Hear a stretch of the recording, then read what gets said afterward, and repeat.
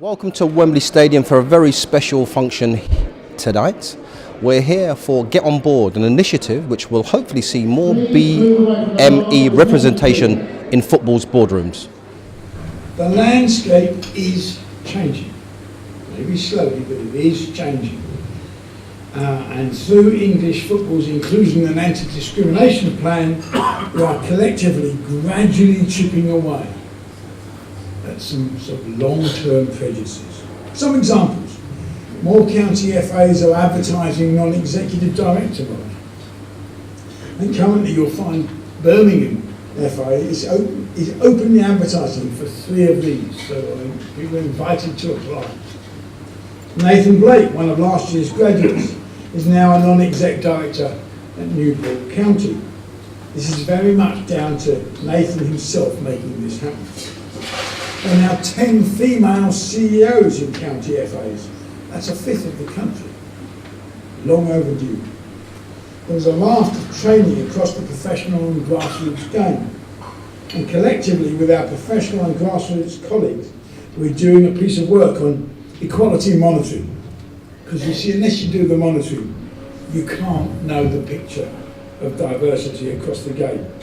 And we have to have an accurate baseline so we can plan the future. On the board was developed as one of the EBM programs, and it was developed because we know that in sports, a lot of people, when they've done their career, and footballers in particular, their careers finish at quite a young age. And there's lots of things they need to do afterwards. But there isn't as many jobs as they would like in coaching, in things related to football, so it leaves a gap for them. So what we thought was, how could we use the skills that they've already got, transferable skills from sport, and use that to the benefit of a voluntary organisation, for example. I'm here with Chris Ramsey, QPR boss, the only black manager in the Premier League. Chris, we're here at the Get On Board function. You was obviously part of the first cohort. What do you reckon? I think it's been brilliant. I'm really pleased that I went on the first one because it's helped me in the position that I am now, and I'm sure it's helped Les as well. He's been fantastic support for me, and it helps you to see what actually goes on behind the scenes and understand it more. Well, the course really allows you to understand how groups of people work and how individuals fit into groups, and how you can make the thinking more diverse and more open, and allow you to really put yourself forward and realise that you do have an individual value to any group. Well, first and foremost, if there was diversity in the boardroom, there wouldn't be a need for this programme.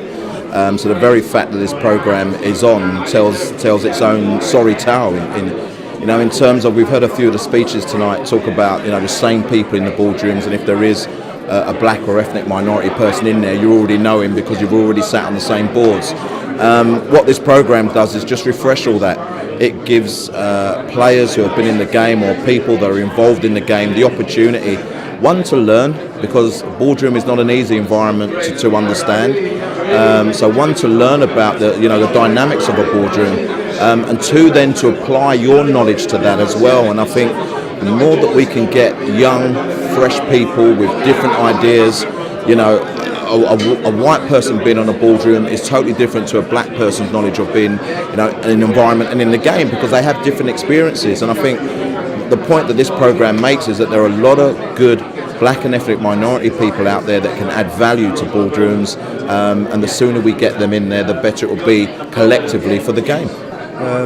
I've seen all the issues that are around at the moment and in the past.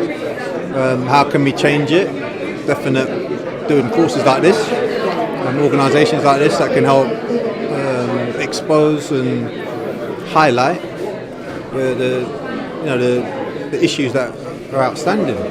So through the 6 months I've learnt a hell of a lot. Was it difficult 6 months?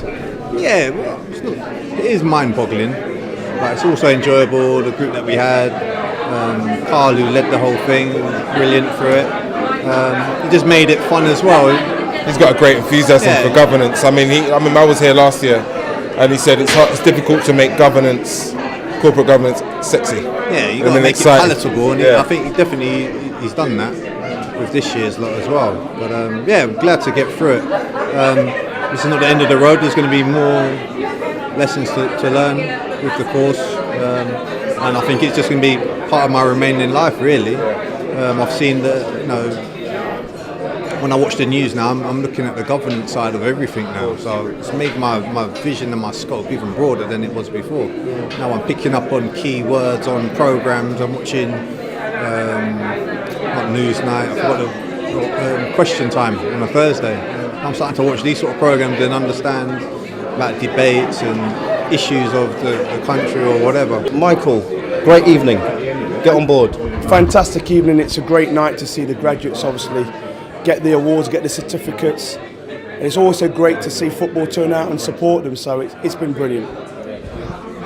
Clearly we need to see more of this sort of thing to make changes. Chris Houghton talked about enthusiasm. Do you think there's an enthusiasm from the authorities to accept what's happening here? I think football clubs need to open up more. It's great to see the governing bodies here. And I'll congratulate the FA for being here, the PFA, the LMA had Richard Bevan here.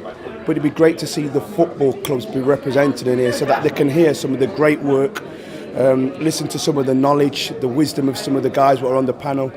And until the actual football clubs actually start to come and say, do you know what, we really need to take notice of this course, then I feel sometimes we're swimming against the current. And it's great to see people being shadowed and allowed opportunities, but how many of these, this is the second cohort, we've got 40 plus graduates, how many of them have actually gone into a football club and somebody's gone, you know what, we've got to get this guy or lady on the board. And obviously we've got to stay positive because in comparison to when you were playing, progress is being made. Absolutely, progress is being made. It's great to see Nathan Blake at Newport. It's also brilliant to see Les Ferdinand. And so progress is being made, but we still got to make sure that we keep at it. We don't stop. There's lots of talented guys and ladies who just need that opportunity to show their skills. Is this really necessary? That's what I'm asking. It's 100% necessary. I think certainly in my playing days, I didn't even think there were players allowed in the boardroom or in the director's box. I can probably remember the first 10 years in my career, so from 90 to 2000, I can't remember seeing a black player in a director's box, in the seats, let alone in the boardroom. I think since you've had the different owners come in, you've had the Indian, you've had the Czech, you've had the Russian, they're changing the rules. So, you're getting a little bit more diversity within that, but is it enough? No, it's not. I can understand former players coming here and having a lot to say. But the younger players are going to be looking at it and thinking, I don't want to upset the apple cart. There's no journey after I finish playing for me. I don't want to close too many doors. That's a fear for a lot of players. I mean, how do you deal with that? Because you've dealt with it. That's what I'm asking. Yeah, I think the fear is genuine. I think people look at their careers and look at options that may close to them if they're seen to be too direct about certain issues. But in life, some things are bigger than yourself. And there's principles that we have to adhere to, and as athletes or as footballers, we have a platform to talk from. And I think when you're talking about the representation of our community, when you're talking about equality of opportunity, these issues are too big to be quiet. And I think whether you're a vocal person or whether you're someone who just wants to lend support, I can feel the momentum changing amongst black players. I think, 10 years ago, maybe we weren't talking about this as strongly, but I think now we're looking at the situation we find ourselves in. Less than 1% of black and ethnic minorities in leadership roles. No black managers at the start of the season. And the Sports People's think tank put together a report that showed out of 552 coaching positions right the way through football, there's only 19 black players in a position. That's shocking. And I was shocked. Someone I've got family in football, I've heard these stories from many people, but when you look at it in a cold light of day and you see that, it's unacceptable. And what's even more unacceptable is for us as black players to accept it. Something has to change, and maybe we can't affect the decision makers. What we can do is affect our situation, the way we go about it. And I think I said earlier, everyone has a responsibility, and we as players have a responsibility.